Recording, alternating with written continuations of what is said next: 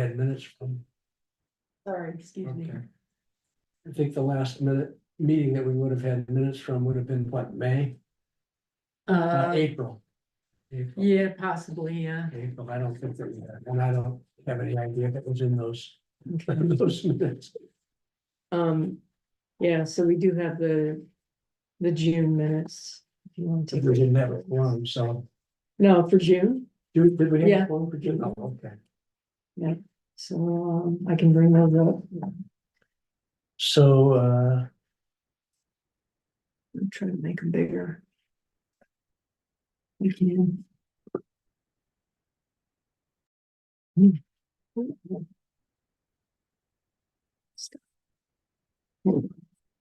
Here is Darren.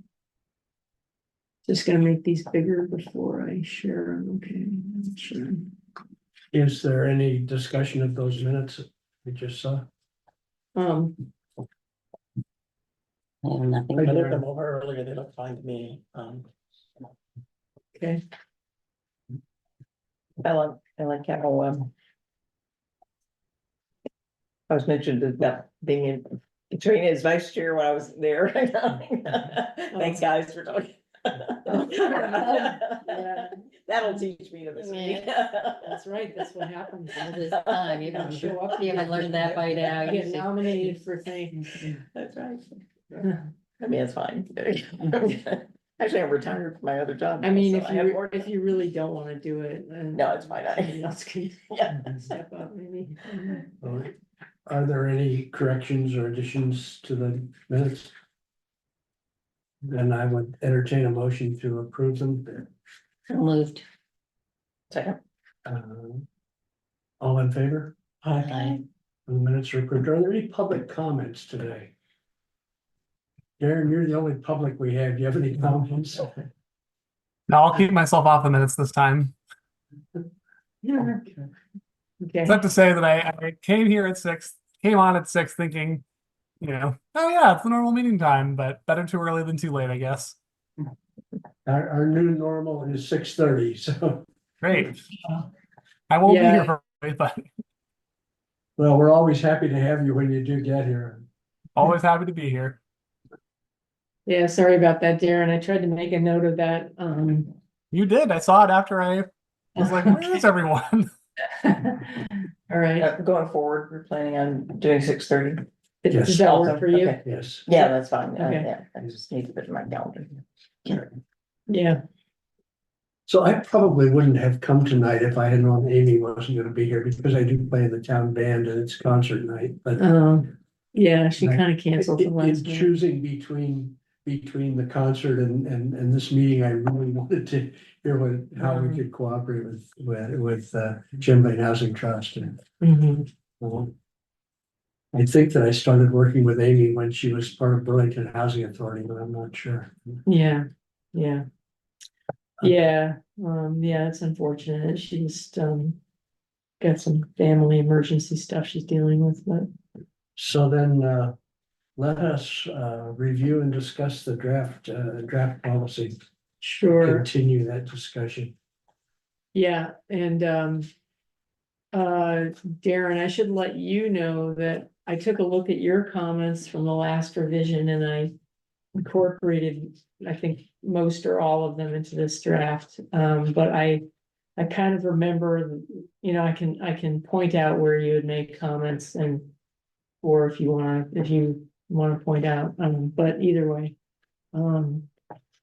So if you'll recall from the last discussion about this, we had decided that, rather than attach, or revise the existing ordinance, I was advised by the town manager to create a attached policy document in case, just so it can be more nimble, and if we need to make changes to it, we can do that and not have to go through a big public hearing process. So that's what I attempted to do here,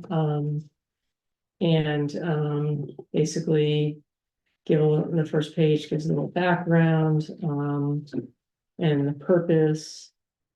And then it really kind of goes into the meat of it under this procedure And what I did was, basically set out like a schedule of,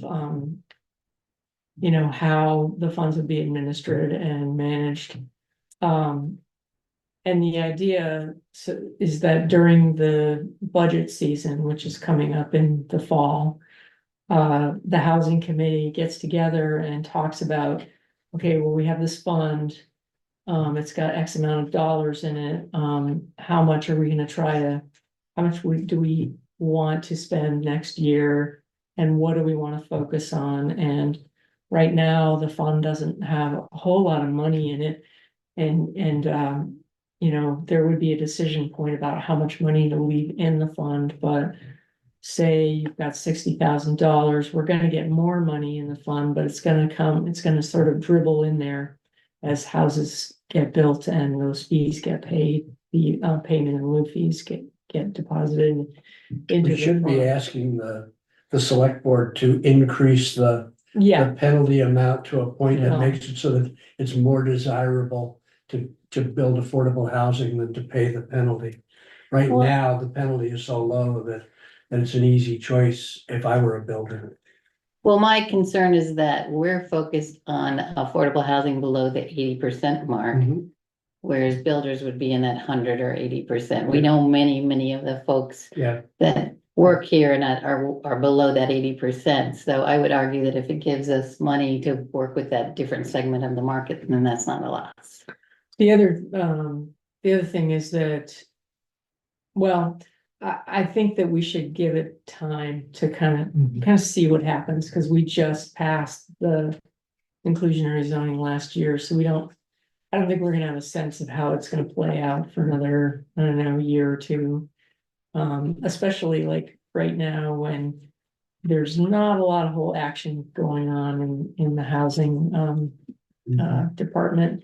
I mean, I think you're lucky to have 60 houses on your, on our pipeline. Yeah, so that's great. It's fabulous. But, yeah, go ahead. Yeah, and also I know at Burlington's experience was they adjusted the fee a couple of times because they found that when they got to a certain point that it was too high, and they were getting complaints from developers that they were actually that was having a dampening effect on developing anything because they couldn't make anything work, like it was too high, so yeah. finding the right balance. Finding the right for us. balance, yeah. And you're probably right, that we need time to see what's happening before we can do something like that. And, yeah. So the procedure would be by October 1st, the committee comes up with some kind of recommendation for that year. Yeah, Based on this, correct. okay. Did you have something to say, Darren?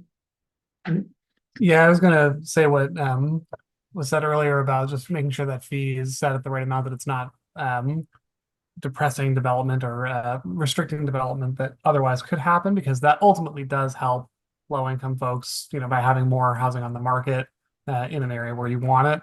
And that's a better fix than trying to tweak the market with subsidized housing. But I would suggest that balance is somewhere in the range of, if a developer is doing 100% market rate housing, then they should be choosing to do that. But if they are, the fee could be something beyond the cost of doing that. And if they're able to afford the fee above that because they're selling above market rate, then maybe that's the line that, if they're doing luxury homes, they, can help Yeah. subsidize. I don't know exactly how that math would work and how you figure out where it is, but yeah, trying to find that line of not discouraging the market rate. Yeah, Trial and error, I'm sure. yeah. Yeah, so another thing about, kind of thinking about how you want to spend the money in the following year is, and is thinking about how much to ask the select board to put in the fund, if they're gonna be depositing monies into the fund, with a caveat that this past year was a really hard budget year and the budget didn't pass. And next year is likely to be the same, is my guess. So you might ask for something and you might not get any, but just something to think about. And then, assuming that you only have, I don't know. $40,000 to at your disposal, thinking about how you want. What you want to focus on, and it's not gonna be like big ticket items, it's gonna be sort of the smaller stuff. I did have a question, came to mind, that observer article about the federal funds. ARPA funds. Yeah, could we ask for some of that money? You could, We're coming to the party a little late. So is Yeah. everybody else. I know. they're actually, the planning commission did have it on their list,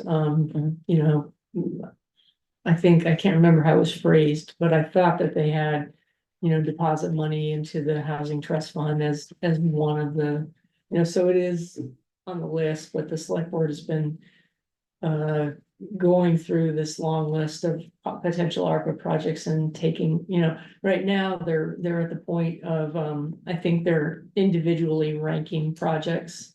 So, that should help kind of narrow down the list, and, we'll see how that goes, but you could always go to one of the meetings where they're discussing ARPA funds and just, comment if you like. There's a meeting next week, isn't there? The Uh, 24th, I think. yeah, I'm not sure, they just had a meeting on Tuesday, so I think they're probably gonna skip, and I don't know, I haven't looked at the calendar, but. I had an email asking how much what the town band wanted to ask for. So Oh. it probably was related to Uh. the possible library expansion and using that same space. I see, yeah, Darren, do you have your hand raised again? I do, sorry. I'm chiming in last night. One other suggestion I'd have for helping sort of build the nest egg of the housing trust fund, I think ARPA would be a great suggestion to use that one-time money to seed the fund and make sure that it's set up well in the long run. If you can find another source of like one-time funds, perhaps through a revolving loan fund or some sort of grant that you could use as seed money or use for a particular project, and then as that gets repaid back, it's through that revolving loan fund idea that you've got that money coming at you more consistently. And that would also be a great way if you could find a grant fund that you partner with a specific developer or project to make that happen. You also build the credibility of the fund and get some progress on goals. The CCRPC funding opportunities database is a great place to look for grant funds like that. So I can put that, actually I can't put links in the chat here because it doesn't, oh no, maybe it does let me. It lets me send it to Melinda, but you can just search for that and find it. yeah, great. Thanks, that's a good idea. Yeah, so anyway, so the idea is to kind of get the work plan in the select board's budget. And into the town's budget. The select board approves it. During the budgeting process, and then basically you have this maximum amount of funding that you can disperse. You don't have to disperse all of it if for some reason there's not the demand or whatever. And you'd have the flexibility to kind of move that money around a little bit amongst the various programs that you set up. That's the idea. And then the next spring, after the town budget gets approved, you'd publish a notice of fund availability, and kind of get the word out through various venues. And then we'd make application instructions and whatever checklists available on the town website. And then if, an applicant, if someone's interested, they get in touch with me. I have a meeting with them before they submit an application, ensuring, that what they're, kind of asking for aligns with the purpose of the fund, and that their application materials are complete. You know, and then once an application's been received, it kind of goes into the hopper. The committee will review the applications on a rolling basis, so, you know, assuming that we really, we get applications next year. Any one of your meetings, there could be an application on the agenda that you'd review. And the idea is that, you know, the idea is that their application would be essentially complete. That's, you know, That's part of The what the reason- staff would do, yeah, is make sure that's- that it's complete. similar to like, you know, when we have DRB applications. You know, you don't want like something half-baked showing up. Sometimes that happens anyway, but you want to Well, try they're to. very thorough, yeah, the staff reports there. And then the idea is too, that you talk with the applicant and you make a decision that night, you know, unless you're missing a key piece of information, in which case you could defer to the next meeting, but the idea is really is that these decisions get made fairly quickly. And, Line E kind of implies that we would have a sense of what right, the program would be. yeah, so I'm gonna, you know, write up more detailed criteria for each of these.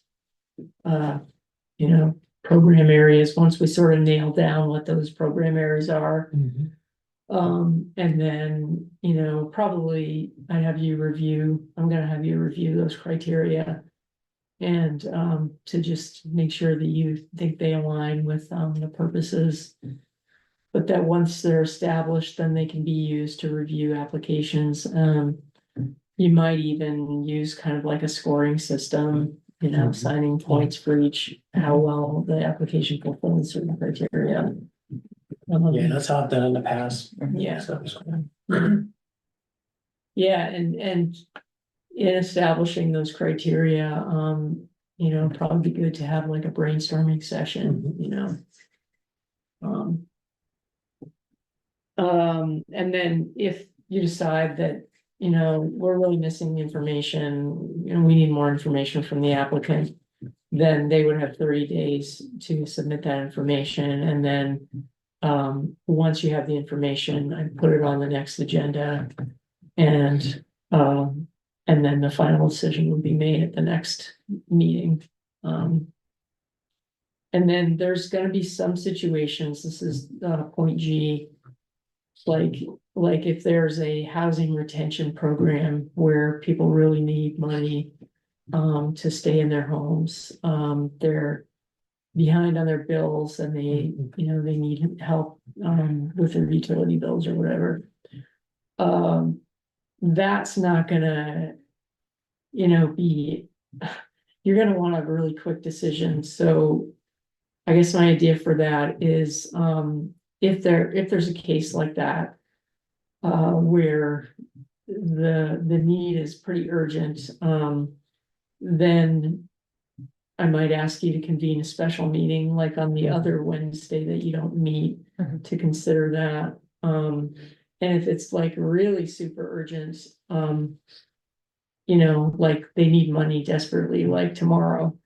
That the fund administrator with the approval of the town manager would have discretion to award up to a certain amount of money. Without approval of the housing committee, and, you know, I threw $2,000 out there, and you can discuss if that's, So is the fund manager the town manager? yeah. Why don't you use that language?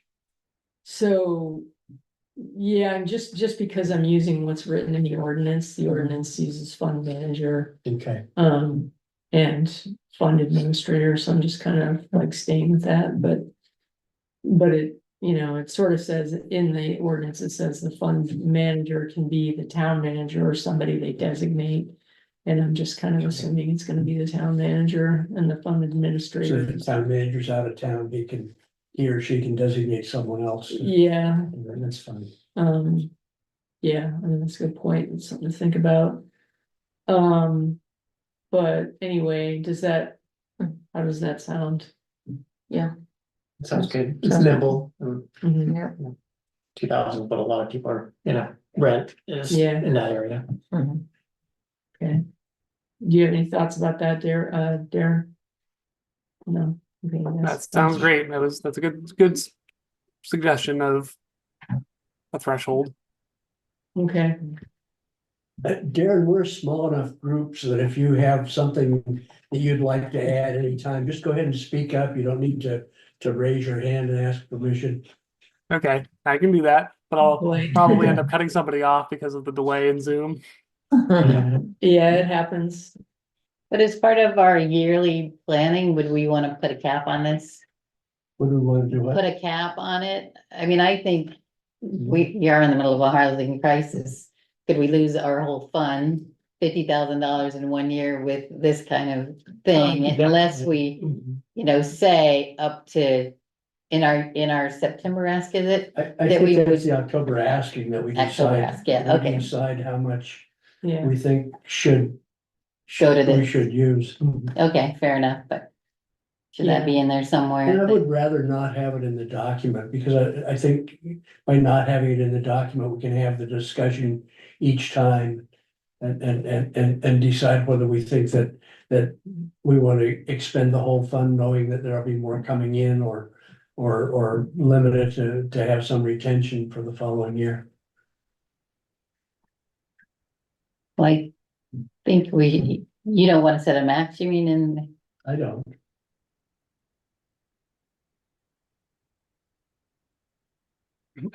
Because we'll have the discussion, but right? it's. I don't know, I don't wanna do this. It gives us the I flexibility. don't wanna say, There's a few checks and balances here. There's the committee itself deciding on the general plan for the year. That's approved by the select board. They can choose to limit the amount spent out of the fund. And then for this particular category, you're generally gonna have a meeting to decide on those funding requests, except in those emergency situations. The town manager theoretically could spend the entire fund on these emergency requests, but I suspect after one emergency request, they might get another one and say, if we're getting this many, maybe we should check in with the housing committee and the select board about how we're spending this fund. and then set up more guidance then, okay. We could just cap it at, if we have 50,000, we're gonna do 25% just for this specific program, and when we reach limit, we reach limit for that year. Yeah, And that can be an ongoing conversation based on the needs you are seeing in the community and the other uses of the fund or not. Yeah.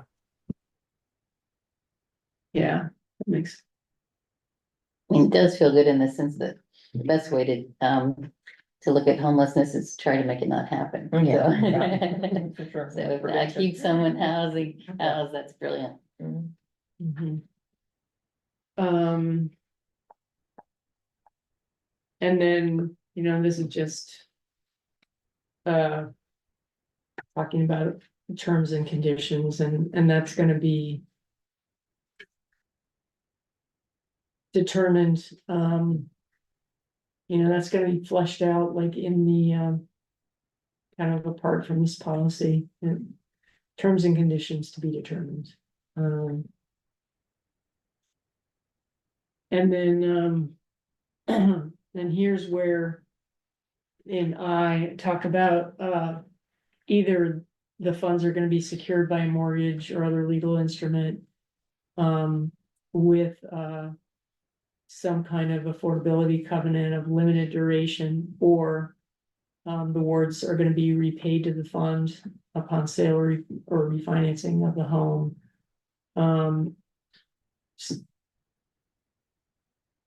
Wait, what did I say? No. Either Either they will affordable. be, it's- restricted by a limited duration, of affordable covenant and repaid to the fund upon sale or refinancing of the home, or, if the homes are perpetually affordable, the funds will the loans will be forgiven, basically, funds will be granted and not required to be paid back.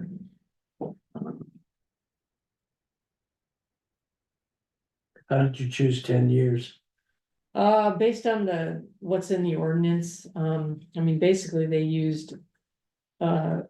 a term of between 10 and 40 years. And I sort of think that after about 15 years, it's like you might as well just have them be perpetually affordable, because that's a pretty long term. I mean, so I don't know. I mean, I think 10 years, I think longer than that is a pretty big ask for if you're gonna require them to return the funds with interest, you know? That's, yeah, I don't know. But I would suggest that number, that sounds like a good number to me, based on just if someone's looking for funding for a project, they have commercial loan options, they have, you know, some sort of capital investment, you know, some other sort of investor, they can look for grant funds, but most of those are going to have restrictions or, you know, conditions about interest and so on. So I think the 10 years is a little more competitive. Someone might actually use that as opposed to a 30-year mortgage or 25-year mortgage for a commercial loan or something, you know, something along those lines. mhm.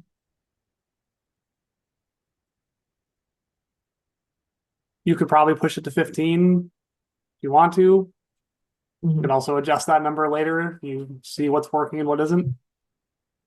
mhm. No, this doesn't talk about whether these are interest-free loans or not. I assume you're gonna come up with that later on. No, I didn't put it here. Why didn't I put that here? I did put it, oh, in under the different programs, housing improvement programs, recipients of funding have the option to deed restrict the home to be perpetually affordable or pay back the funding with interest at average prevailing interest rate upon Okay. sale or refinancing of the home. Yeah. See if there's anything else in here. Yeah, and this J was just, you know, just about keeping people's information confidential. I guess, you know, only, yeah, just complying with the law. And or aggregating information. So if you want to do reporting, you can aggregate information, but not disclose people's confidential information.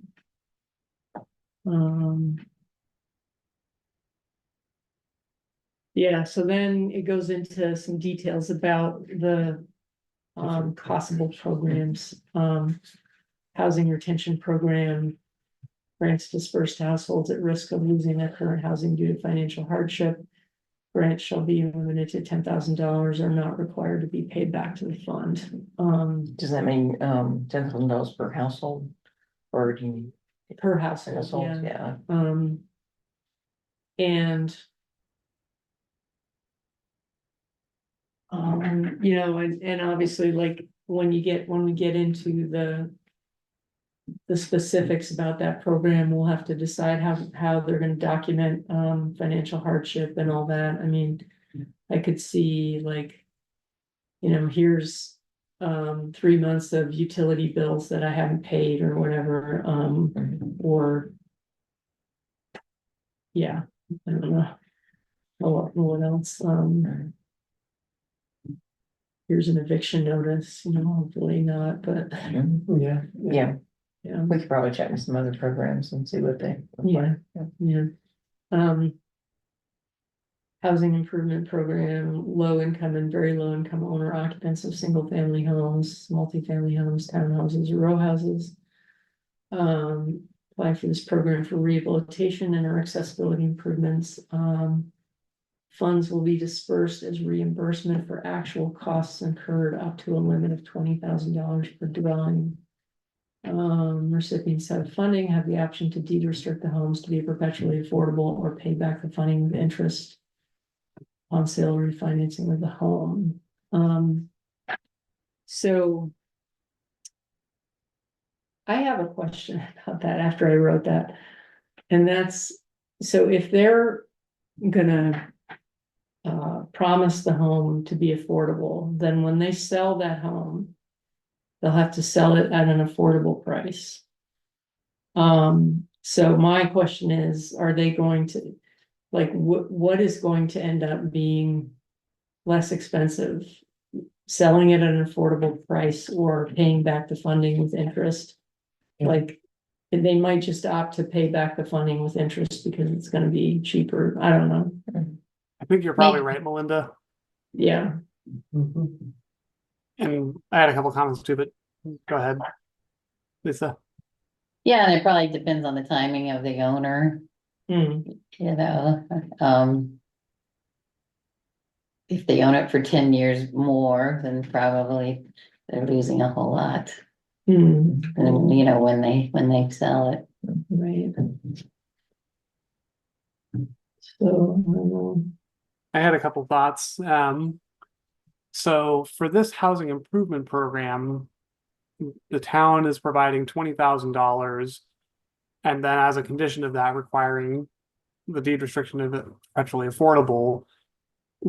If that, let's assume that's for home ownership, it's 100% or up to 120% AMI is how they're selling that home. So there's somewhere in that 100%. Depending on the market conditions, that might be a significant loss for the homeowner. And when they sell, you know, they could easily lose more than $20,000 by having to restrict their sale price by that amount. So that's a pretty unattractive option unless there's maybe some flexibility in how you define perpetually affordable in terms of the sale price. So that's something to keep in mind. But the other thing I was going to mention on option two, if the town's going to have to get into the business of determining an interest rate and then monitoring that interest rate and not monitoring monitoring that mortgage essentially for that lien. So just consider if the town has the capacity to do that, or if you would contract that out somehow. That can be a tricky business. And also saying, you know, average prevailing interest rate, I know what you mean, but I think if you start getting into the specifics, how you determine an average prevailing interest rate is complicated and depends on a bunch of factors at the national level, the town's comfort with lending money and what you choose the interest rate to be, and then also the personal finances of the person you're loaning to. And are you going to be doing credit checks? Are you going to be looking for any sort of, you know, what would be a down payment, or in this case, a match for that $20,000? So it would be simpler to pay back without interest or with inflation as opposed to an interest specifically. So those would be my suggestions. But I also think it's important to try to make sure that the fund isn't losing money over time, that you're getting at least what you put out in the programs, if not getting a return on investment to try and build the fund. So if you want to go that route, we should probably talk a little bit about how to structure a mortgage essentially. And then maybe you could work with Vermont Housing Finance Agency or some of the nonprofit housing developers who deal with these, you know, issues a lot more to get some advice on how to do that.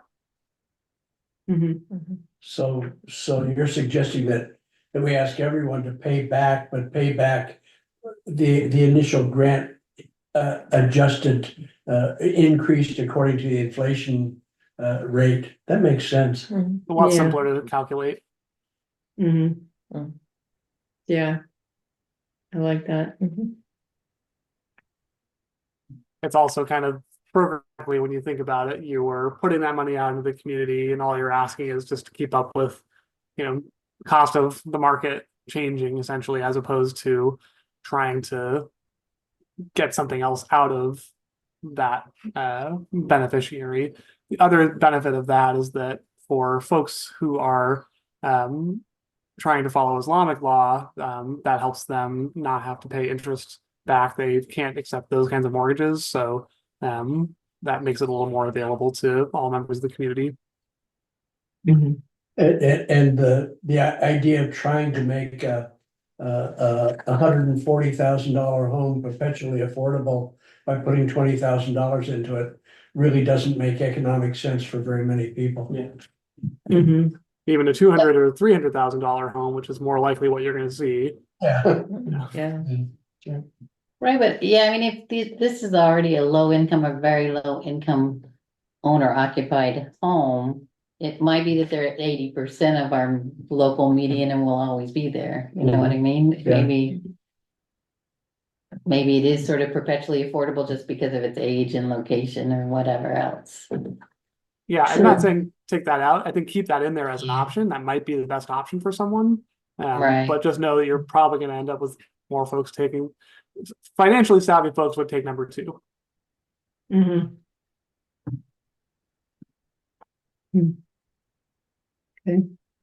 Sounds good.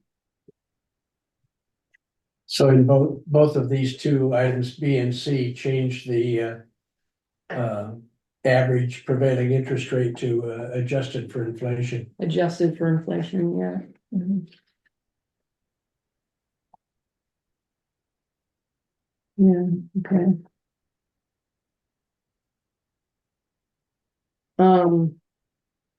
And then, yeah, feasibility grants,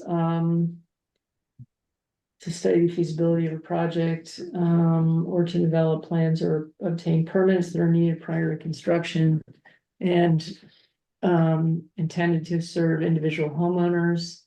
And so this is where, Darren had a good idea, so the town pays 2/3 of the cost upfront when, like, the homeowner gets an invoice from the whatever The different contractors. professionals.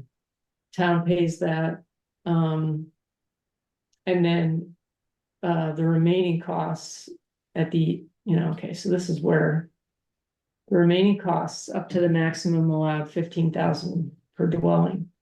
If the feasibility study results in the construction of one or more dwellings, accessory dwellings, and I think that might be, that might be like hard, it might be, if the homeowner is like moving forward with construction of their home, like, and we'd have to see some documentation that they were actually gonna construct something, rather than waiting until a home is constructed. Could pay them back the rest of them, the last third of the money that they spent for feasibility costs. It wouldn't bother me to only pay 2/3 of the Mhm. feasibility study under any circumstances. And Yeah. the family know that they're going to have some stake in it. Um.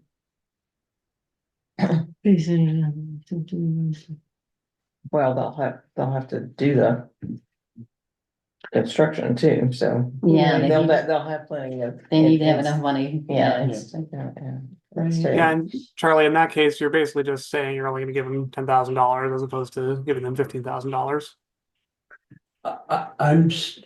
This says up to a maximum of $15,000. I don't have a problem with a maximum of $15,000. I just don't understand why, if they decide to build, we'll pay the rest of the cost of the feasibility study. And what we said is we'll pay 2/3 of the cost, and that is all we'll pay if they decide they can't build. But this says that we'll pay some more, up to $15,000. If they do decide to build, and I don't understand why we don't just cap it at 2/3 up to $15,000, whether they build or not. Well, if they do build them, they're gonna put a lot more money in, and we're not gonna help them with that at all, Mhm. so. Yeah, the purpose of this program is someone wants to build an ADU, but they're not sure if it's even possible. They don't want to put out outlay the money to do the feasibility because they might turn out that it's not even feasible. So I'm not even going to bother going down that road. But if the town is covering some or all of that feasibility study, then the homeowner can say, well, great. Now that I know it's possible, I'm going to go get a loan. I can, come up with the capital and make this work. I know that I'm going to get that return on my investment. Whereas before, knowing whether it's certain, they might say it might not be worth the risk to do this. So the town is essentially using this funding to take the risk out of the decision for the homeowner or the applicant. And then as far as the the 2/3, 1/3, it's really just making sure that someone doesn't say, oh, gee, wouldn't it be nice if I could do an ADU and the town's going to fund it for free? So yeah, sure, why not? But then I'm not going to do it, even if it determines it's feasible. We want folks to have some skin in the game to show that they're serious. And the Mhm. only reason to structure it with this, if it's not feasible, then we're not gonna give you that, that 1/3 back, is that the town doesn't want to invest in a project that's not actually going to result in construction of housing. So it's just kind of helping reduce the cost of that risk for the applicant. Does that make sense? I'm not really getting Lisa it. shaking her head. I think, It would make sense if it said something about low income or very low income. This is available to everyone. This is available to anybody who has a lot that they think they might want to build on. So that it doesn't have any income qualifications. I don't know why we would be paying all of a feasibility study for anybody in town. I think there is that provision at the end of if the homeowner agrees to deed restrict the home, be perpetually affordable, then they wouldn't have to pay back the money or something. And if they do agree to have it perpetually affordable, then let's see, you don't know. And they pay, Then give it's us a back the grant, money, yeah. basically, yeah. But this is an ADU, so you're saying, so it's a two unit property now at least, right? So you're saying the whole thing put together would be perpetually affordable? No, just the dwelling that they built, so the ADU. So the rent for the ADU. Yeah. So, That might be worth Okay. clarifying. Deed restrict the unit to be constructed, Yes, units. right. the ADU, yeah. Because this could Perpetually. apply to not just ADUs, but a duplex or a, detached unit on a lot or a Right. subdivision even. Right, yeah. I mean, yeah. So We should probably take into consideration too, the fact that, because I know the VHIP program makes a distinction between people who are building ADUs that they might rent out to somebody else. And like I was gonna do with my niece, allow a relative to live there, or somebody brought in their mother and they're gonna take care of them or something. Mhm. Because VHIP has different rules Really, for those, different scenarios, actually. Yeah, that might have changed since we have 1.0. That might be 2.0. Oh, Right. yeah. Maybe I might be wrong. You know more about it than I do. Debbie. Well, I mean, I abandoned my plan several months ago now, but when I was looking into it, that was because like, for instance, you have to follow fair housing rules to find your tenant if you were gonna, whereas if you were gonna just provide it for a relative, you didn't have to go through, any of that. Yeah. it sounds like it might warrant making this simpler because it's Yeah. really pretty complicated. So what about if we just said the town will pay 2/3 of the cost up to $15,000, period. Mhm. That's what I would do. And then And then if the payback statements. yeah, and then if the home is perpetually affordable, it'll be a grant. If not, it'll be a loan. Does that make sense? Yeah, And then to Charlie's point, do you want to make that restricted to low or moderate income applicants? Or is the getting the deed restriction or the funding back enough to satisfy the return on investment in the housing trust fund? so the question in that is this a purpose of getting affordable housing? Or is this for the purpose of increasing housing stock? If it's for the purpose of increasing housing stock, then you don't need to have any income restrictions. If the purpose is affordable housing, then I think you do want the income restrictions. Well, except if they're The ADU that they're building. if they're going to perpetually. If the home that they're building is gonna be perpetually affordable. Can you deed restrict a rental? Yep. right? Yeah, It's part Okay. of the property. It's, one portion of the property, so you can take that bundle of rights associated with that and restrict it. My suggestion, even though I threw out the question Charlie had said earlier, is I would leave it as available to anyone because the other programs that are laid out here are much general. Well, A, B, and D are targeted. A, B, D, and F are targeted towards low to moderate income, directly serving low to moderate income households. This program, the construction and rehab program, are perhaps going to be used more by anyone in the community and increasing housing stock generally. So you're kind of putting your eggs in multiple baskets with the fund, allowing it to be used by everyone, not just low to moderate income. That's my suggestion, because ultimately this will still result in more housing, which is something that the committee and the community want. and it'll also be, you've talked about supporting ADUs, so it'd be a way to just support, ADUs. Mhm.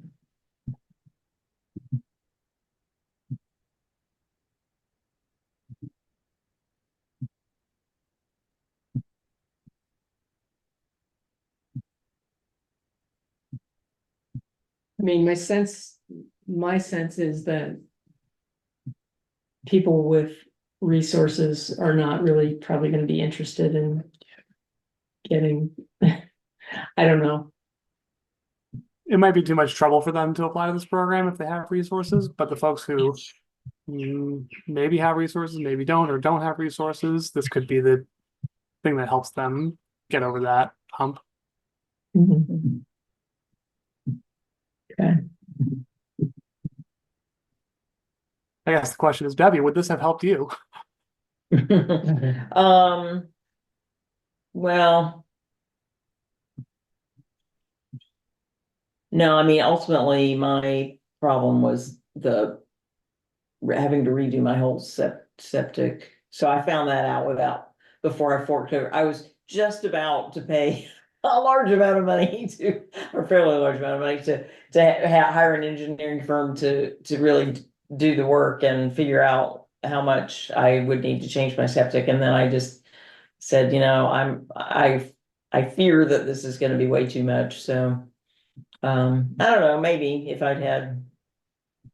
Would you I have don't gone know. further down the road with the engineer if you had? I might have gone further down the road. $15,000. Yeah. Yeah, I might have, Huh, so, interesting. yeah. Not to put you on the spot, but Because- you're Well, yeah, you're the because then simple there audience. was, yeah, and then there was another grant fund available for making changes to your septic, actually, so. Mhm. If I had found out how much it was gonna be, then I could have applied that's a state grant.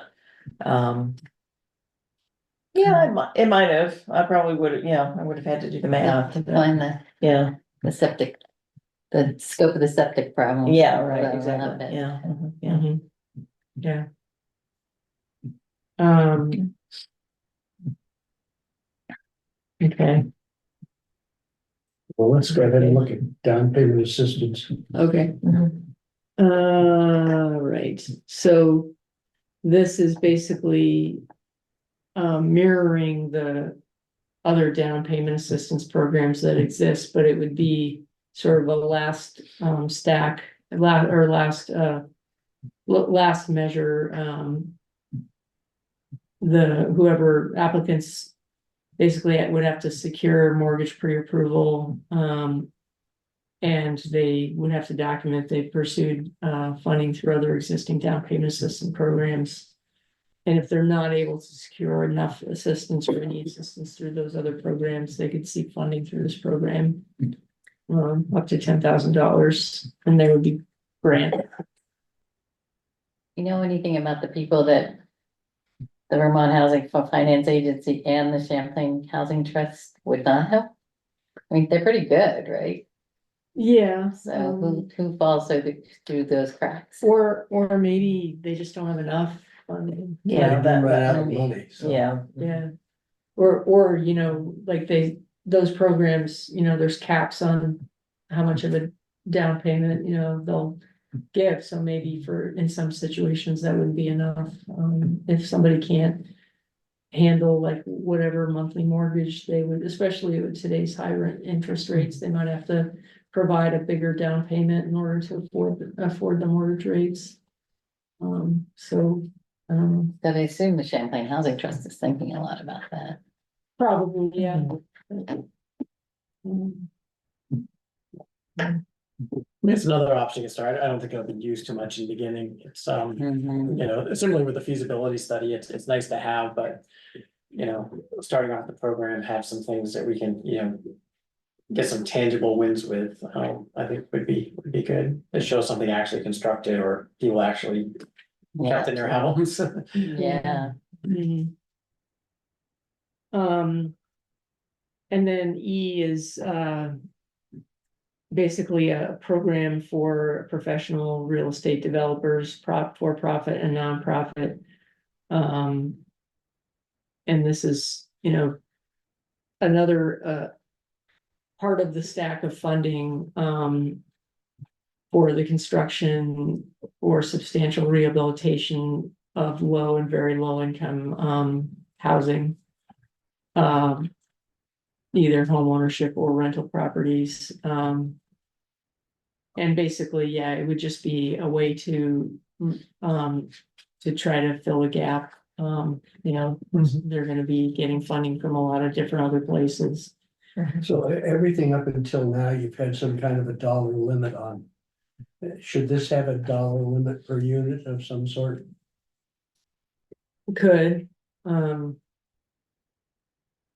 Yeah, interesting enough, for an example, at Greenmount Habitat for Humanity, we received $50,000 from.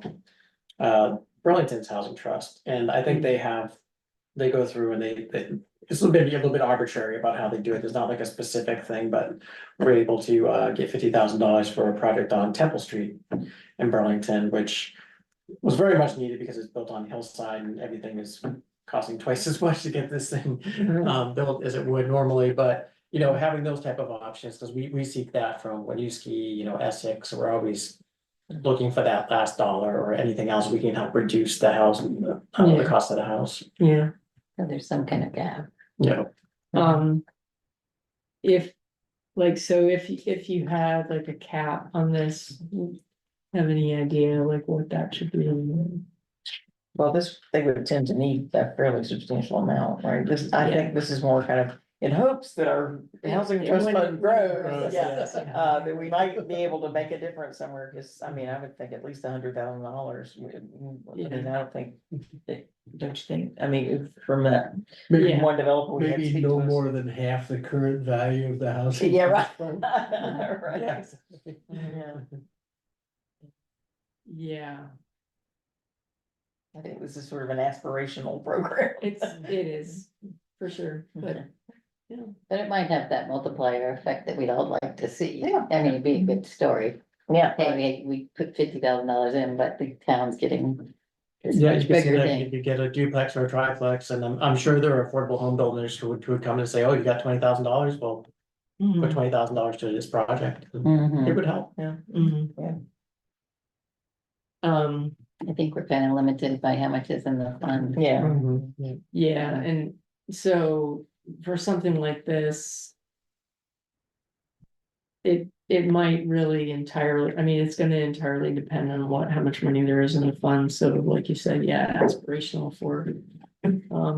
For that time, and we've got. $250,000, $500,000 in the fund. Mhm. And I know, like, I'm thinking about the ERF, Environmental Reserve Fund. And, there's no cap on a contribution to any one project. It's sort of like left flexible because you just never know, like, how much. Catamount or something. Yeah, exactly. So it could be $400,000, it could be, 100,000, it could be, I don't know.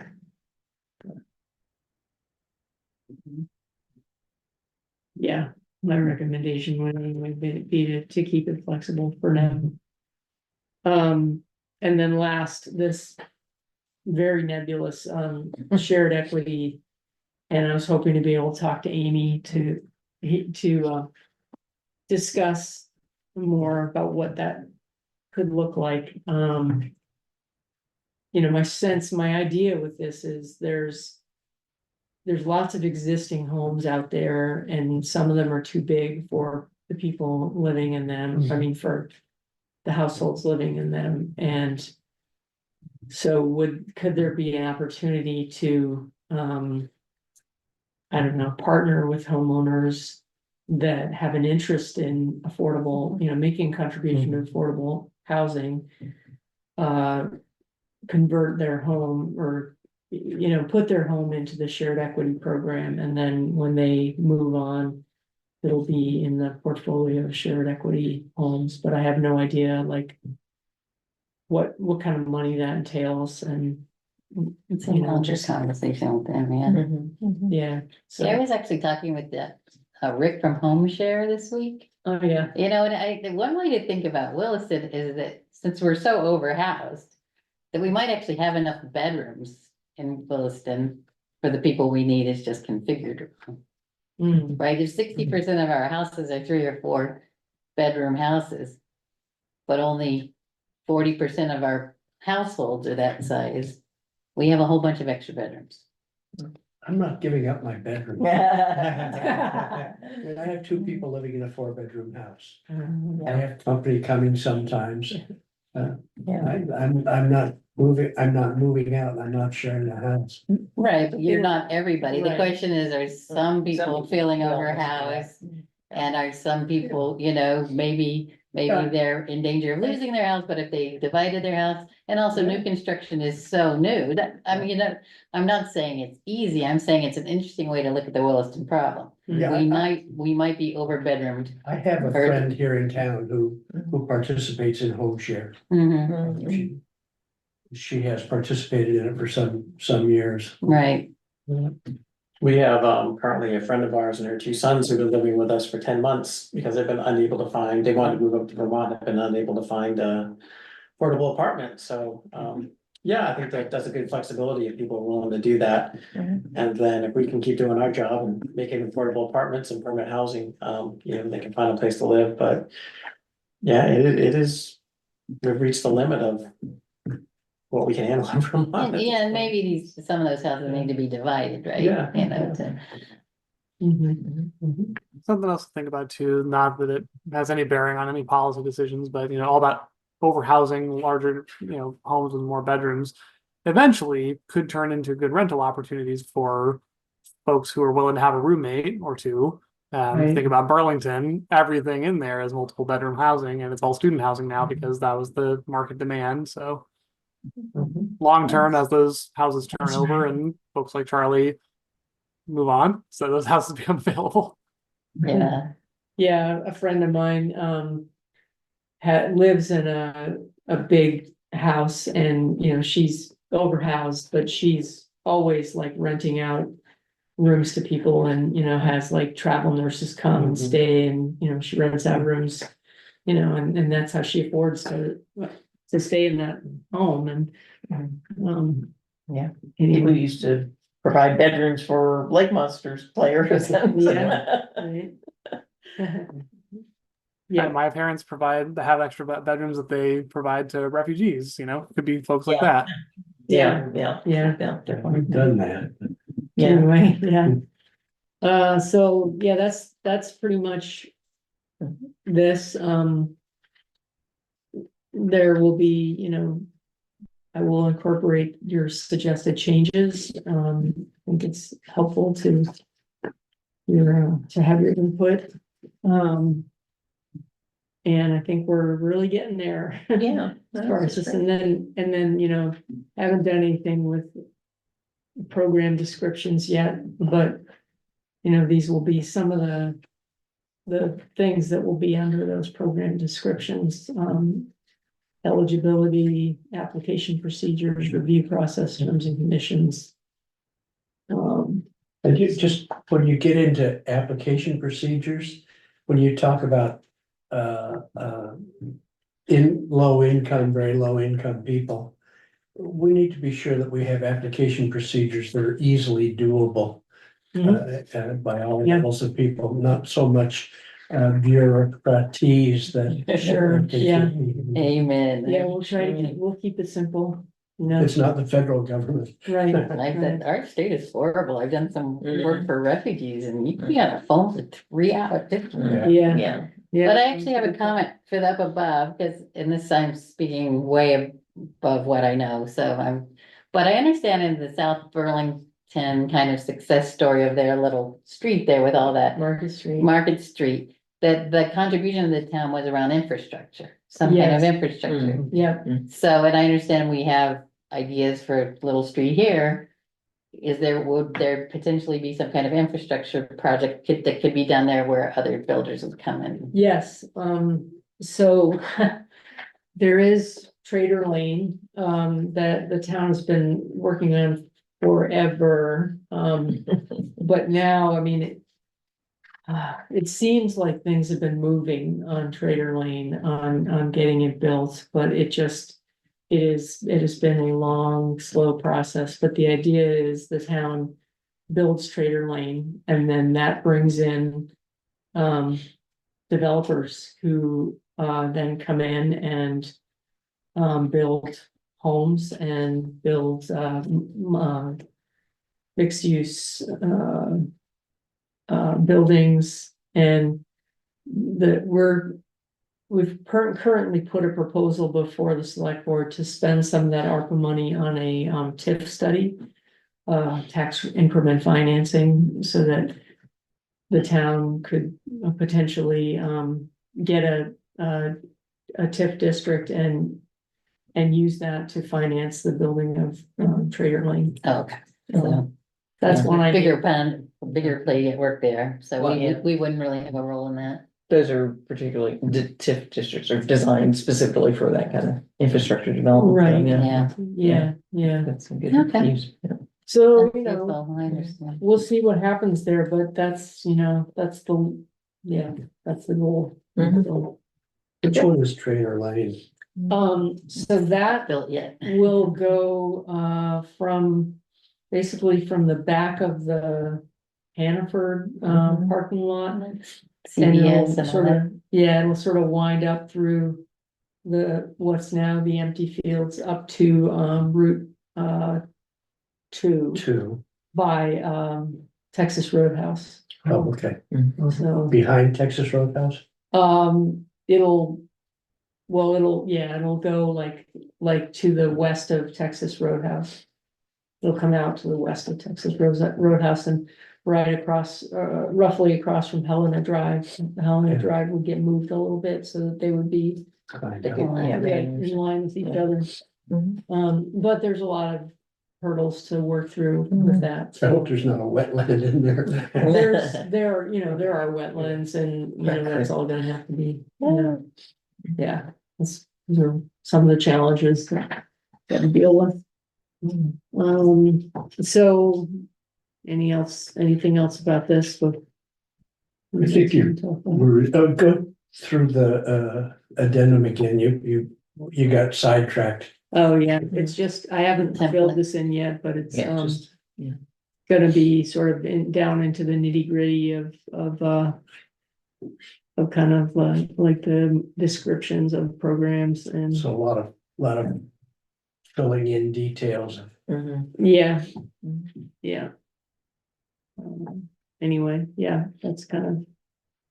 But I think once we get the basics of. And I think we're kind of there, it seems like, once I make the revisions and stuff. And then, of course, the select board could change all of this too, so.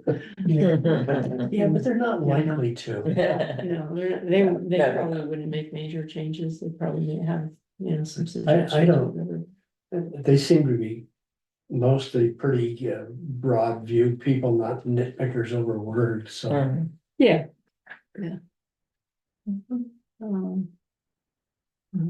Okay.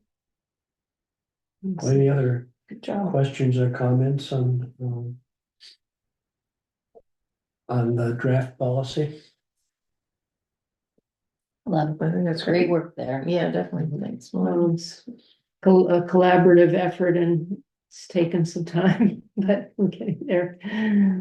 And thanks also to Darren, who's had given me a lot of thoughtful feedback about this, and I really appreciate it. It's very helpful. Glad to have been able to help and glad to get to kind of spend some quality time with you as the housing committee and get things up and running for you. I'm excited to see this policy and yeah, I'm excited to see this policy become born. Yeah. Mhm. Actually, I had a question for you, Darren. Did you promise us a report at one point on properties? You know, at the state level of properties that might be of interest for subdividing and for other kinds of affordable housing? It's part of the Housing Navigators program, which hasn't yet really launched as far as I can tell, right? Yeah, Yeah. so some RPCs have done more with their housing navigator program because they didn't do what we're doing, which is a potentially property suitability study. We have not been spending effort on that because we've been wrapped up in a few other major state efforts like H687, the new Act 50 bill, and all of the implications that has for our regional plan update. So Housing Navigators is still there in the background. We're also wondering if additional funding might come to that program, so to speak, maybe not directly as Housing Navigators, but called something else. So I think it's still in the future at some point we'll be able to help with that. It's just a question of when and how we'll do that. If Williston is interested in pursuing that, and as we start to talk about well, your work plan after annual report, if you want to look into that, I'd suggest, we can sit down and talk about doing something specifically for Williston, whether it's part of that Housing Navigator program or a separate project that we do through the UPWP, provided there's local match or funding from the town to do that. Maybe Housing Trust Fund is part of that. I don't know. So definitely worth a conversation. Yeah, I mean, I think if we had an idea of the property owners where they could subdivide under the new rules or that kind of thing, some kind of communication thing out of this committee, I think could be very powerful. To say, hey, did you know you could sell off a lot, or you could, do this or that, or you could give it to Habitat or that kind of thing. So I think when it's very targeted to folks, that I think that would be a good use of our time. Yeah, give us 6 months to see how all of these other programs shake out, and then when the UPWP comes around at the end of the year, and you start thinking about applying for that, we can check in and we'll let you know if it's something we're going to do already, or you can apply and we'll let you know if we're doing something like that already, or we do a specific project. Great. That sounds good.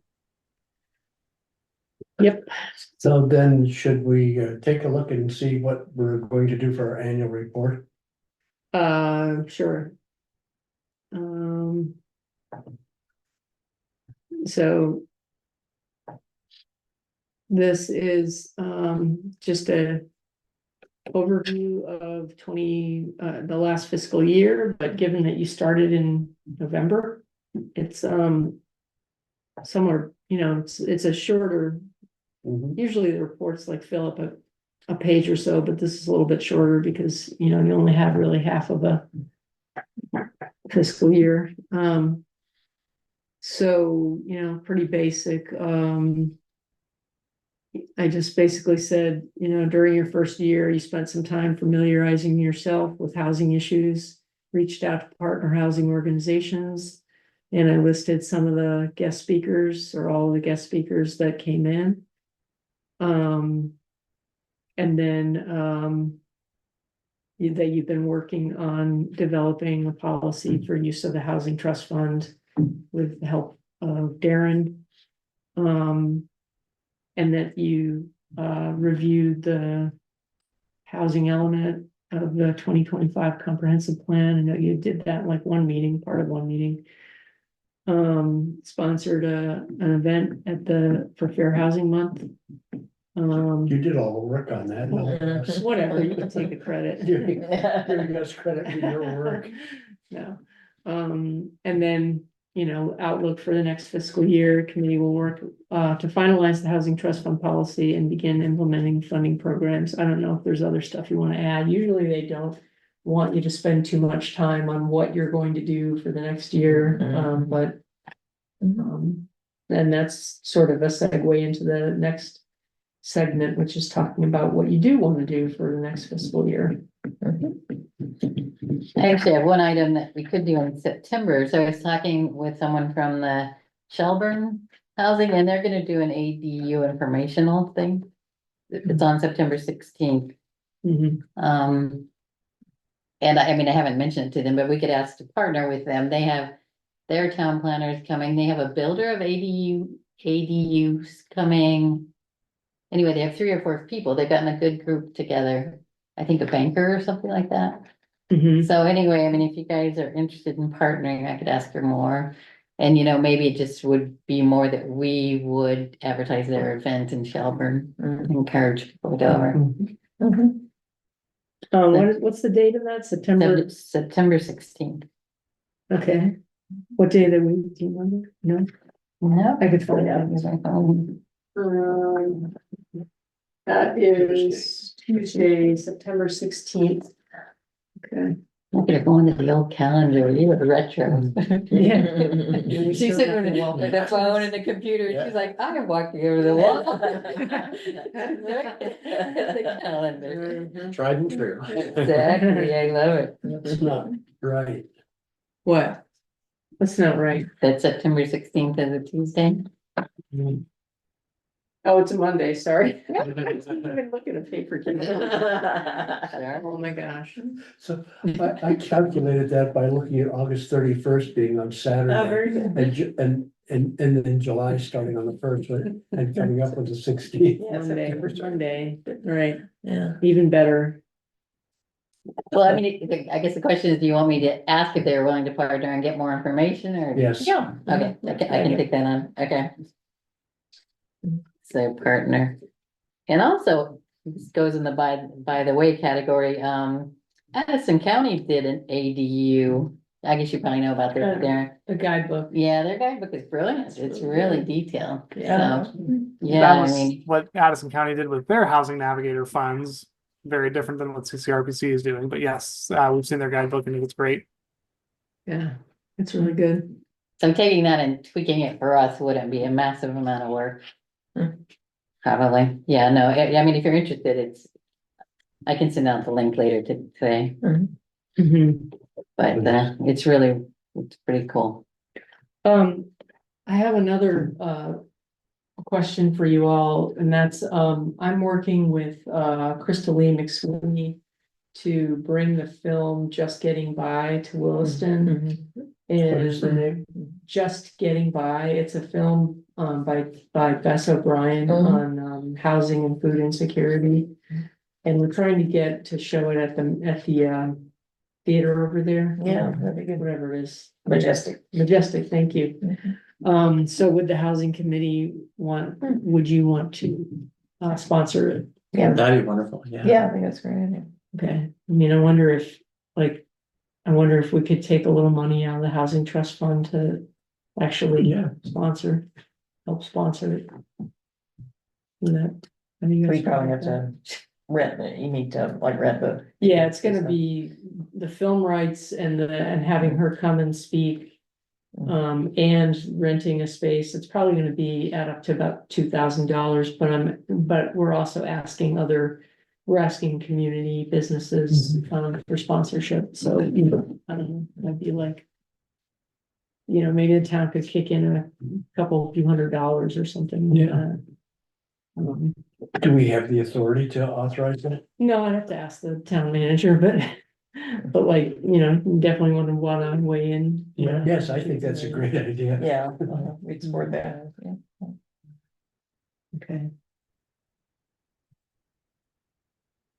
All right, Maybe we during that event, maybe there's some handouts that we can provide people. so that's gonna be October 6th, which is the evening, it's a Sunday evening at 7.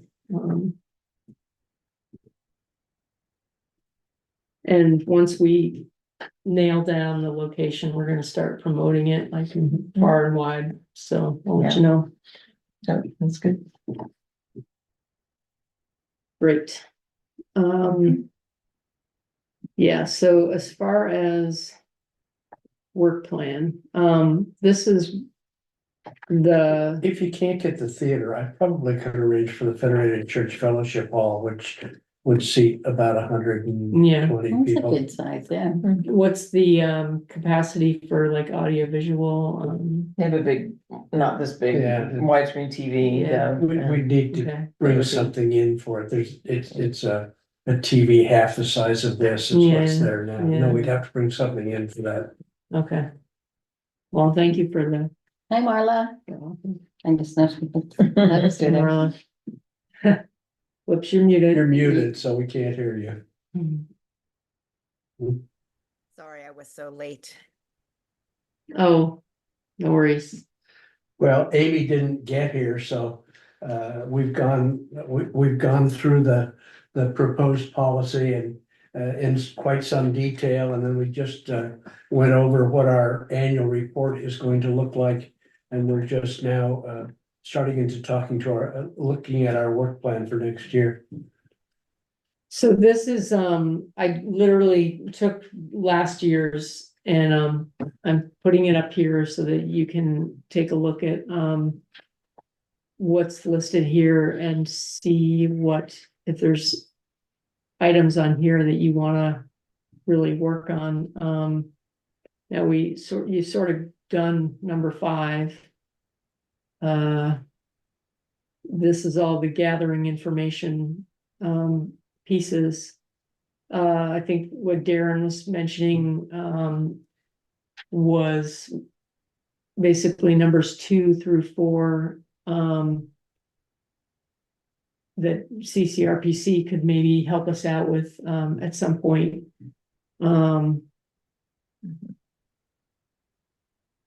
And as far as like establishing targets, we are, well, there will be targets, assigned to, the town of Williston, to each town in Vermont, basically.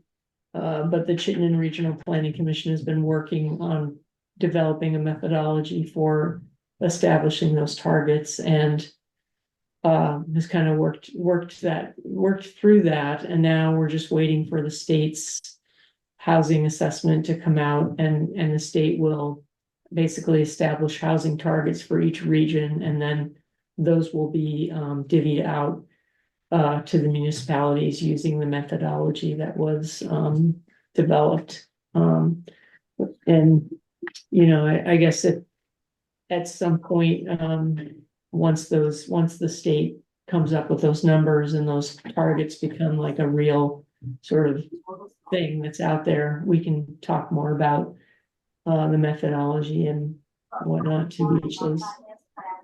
And Melinda was an instrumental part of the working group that helped develop that methodology, so kudos to her.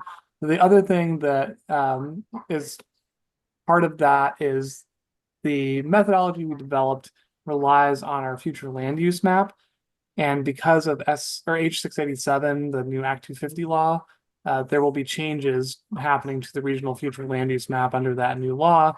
So we're going to actually have to redo our map this fall and winter as we update the ECOS plan. So we're not only waiting for the state housing needs assessment regional targets before running it through the middle of the methodology, but we also have to change how we do our future land use map, which will then change how the allocation comes out. So most likely we will have a general sense of where that number will land in the fall once the state housing assessment comes out, but we won't really have a firm number of housing targets until spring, and there will be conversations had with municipalities between CCRPC and towns about making sure those housing targets are appropriate and feel right for the town, that any tweaks to the future land use map are appropriate.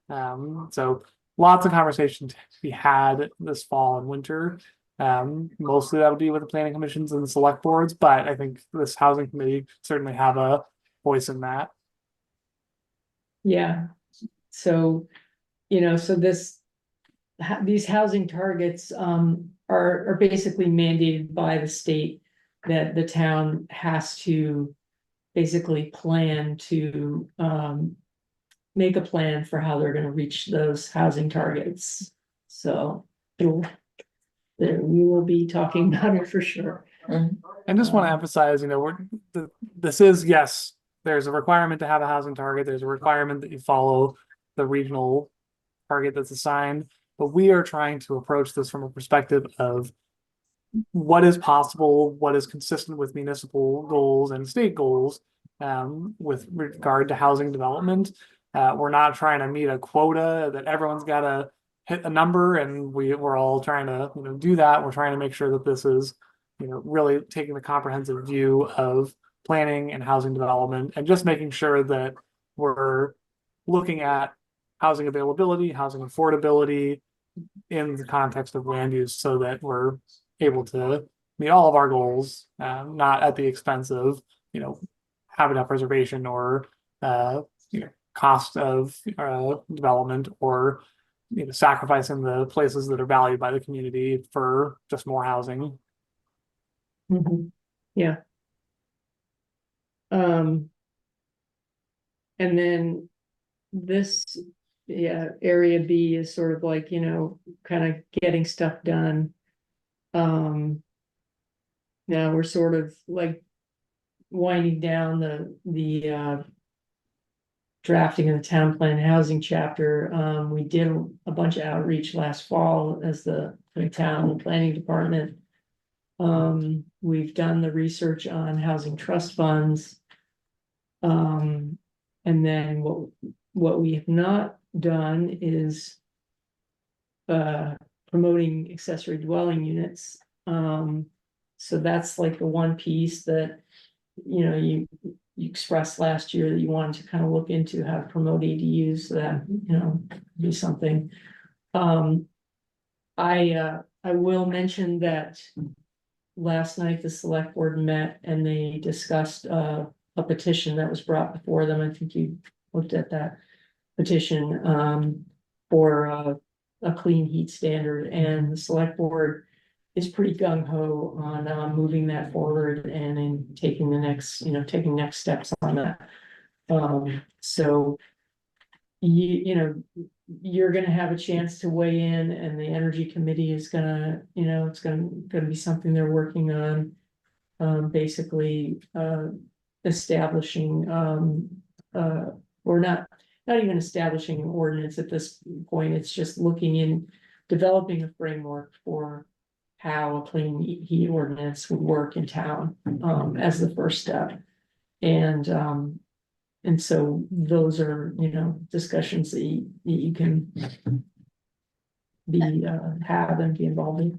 I thought, I mean, I talked about large development, but I thought in our map of the town, we didn't have many parcels left for large development. Right. So how many houses could this potentially impact? Well, so if an ordinance is adopted, it will not only, it will be effective immediately, and so there's a lot of proposed developments that have gone through permitting, up to basically getting an administrative permit and starting, you know, so they can start building their homes.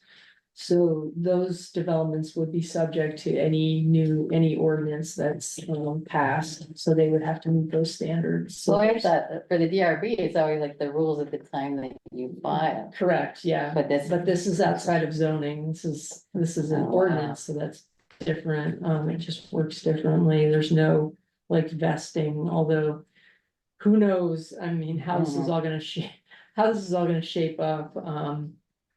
But you're right. And there's a question about whether it should just apply to large residential subdivisions, or should it apply to all new homes. And there's a lot of questions to be discussed and figured out. A lot of different policy decision points. And you know, Yeah, my understanding is that Vermont already doesn't have the electrical capacity that it needs to meet today's standards. We're getting these orders to shut down our air conditioners on hot days. If we pass that, does it mean we get a nuclear reactor in town to supply the town? I don't know where the cooling system would come from in Yeah. Williston. Well, as a housing committee, our questions have to be about how many fewer houses are we now gonna, how many affordable houses are we losing? That's right. With Because we this. can't afford to- Yeah, cause. Well, I mean, Obviously and I don't say I have the right answer, but you know, there has to be some strong math that shows us that. Yeah. That this isn't gonna Yeah. kneecap new development, you know? Right. So, not to get too much into this discussion, because it's not on the agenda, but, Right. but the cities of Burlington and South Burlington have waiver provisions, that I'm not sure that's, I guess they haven't been like widely used as waiver provisions, but there are waivers for Yeah, if it's too expensive, and that could, you know, play a part in yeah, this. we used a waiver on our Manhattan Drive duplex, so. Right. I think we may be one of the only ones that have gone through, I mean, we generally try to, you know. Not go that route, but in this case, it really didn't keep the affordability of those units. Mhm. And as a first step, I'm gonna be looking for information on the cost of, the heat pump installation versus a conventional system and, you know, operational costs and that kind of stuff. When you need duplicate systems for extreme cold. Right, which I think, it's becoming less of an issue because the heat pumps have become more, efficient to the point where, they can operate at really low temperatures, but I think, And our average low temperatures are going up. right, and all that too. So it is becoming less of an issue, but it's still like, you know, there's sort of the psychological issue of like a homeowner wanting that security of knowing that there is a backup in case the temperatures get down to like 20 below or whatever, which happens on occasion. Well, also, I mean, we're trying to encourage multifamily units and more height. And then those kind of more compacted housing, does the impact of heat pumps? I mean, there you're gonna, like, you know, if you have a 6-unit thing, you have to buy 6 heat pumps. And the fact that they're already tighter, packed, you know, is how big of an impact is that? So I wouldn't want to do anything that would discourage housing. Yeah. Again, where we want it, you know, in the growth center. Yeah, yeah. So, yeah, there's a lot of policy decisions to be made for sure, and you'll get a chance probably, you know, soon. Yeah. So Linda's, Go or ahead, actually Darren. everyone too, but specifically Melinda, because you're working on the town plan more comprehensively than just the housing chapter. This is a very good discussion to have in your town plan about this policy suggestion to do the clean heat standard. And this is specifically getting into that assessment of equity impacts for an energy element Yes. specifically. And also now there's looking, I believe there's requirements to look at environmental justice and environmental benefits and burdens throughout the town plan. Don't quote me on that, but I'm fairly certain that was in the Act 50 law. So just flagging that for you, that's a good way to demonstrate meeting the standard is to have a discussion of that or at least a process by which you will evaluate equity impacts of a policy suggestion such as that clean heat standard. Yeah, that's a really good point.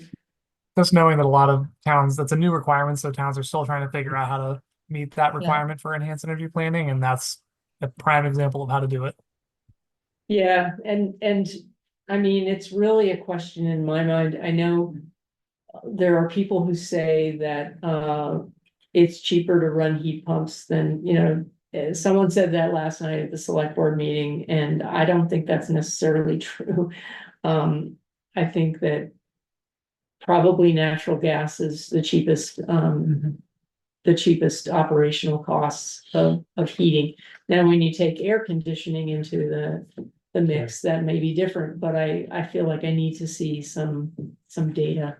But when you take air conditioning into consideration, it's cheaper, but it's still electrical.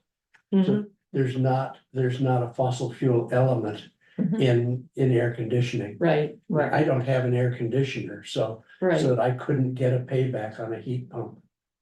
yeah, Mhm. I did get a heat pump water heater, but. Mm. yeah, So in our work plan for the year, I'd like to see the focus of it moved from information gathering to action. Yeah, And clearly, we still need more information, but I'd like to make the primary focus be on action rather than on information gathering. yeah, I think that's a very good note. I would also like to see us, though, talk about, homelessness, unhoused people, unsheltered, unhoused people, and what the housing committee, what our perspective is on that, Are or, there any options that we can do? to- yeah. yes. And one of the other towns, talked about having meeting across town committees. So clearly, like, we should be meeting with the energy committee when we know a little bit more about the things coming from Darren and stuff like that, so that they understand our goals. I feel like we're a little bit siloed, right now, Yeah. that they're talking about one thing and we're like. Yeah. So some, as we see these changing state requirements, that we meet with them and just help them understand. What we've learned about the housing issue here, and then whether or not what they're doing is impacting us Now, or this work. here's a question. So the Energy Committee meets on the second and fourth Wednesdays of the month. And so there's sort of like the logistics of organizing a joint meeting. Would you be willing to go to a meeting on the second or the fourth of the month to have a joint meeting? Yeah, I would, especially if it was after the summer band season, Yeah. September, October, sure. Uh-huh. That sounds good. Right.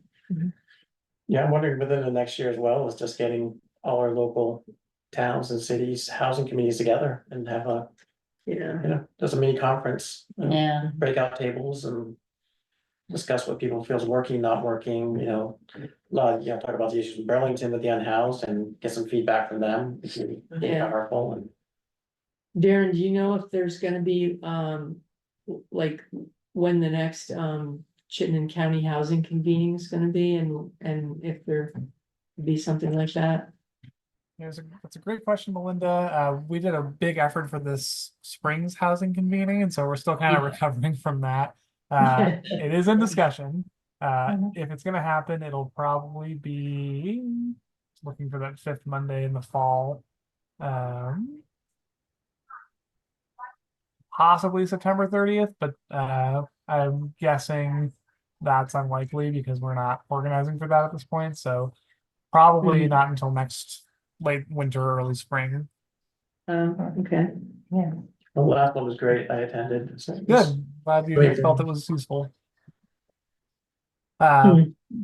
But so Scott, I kind of missed a little bit what you were saying, but were you talking about Williston committees getting together or doing? Sorry, Yeah.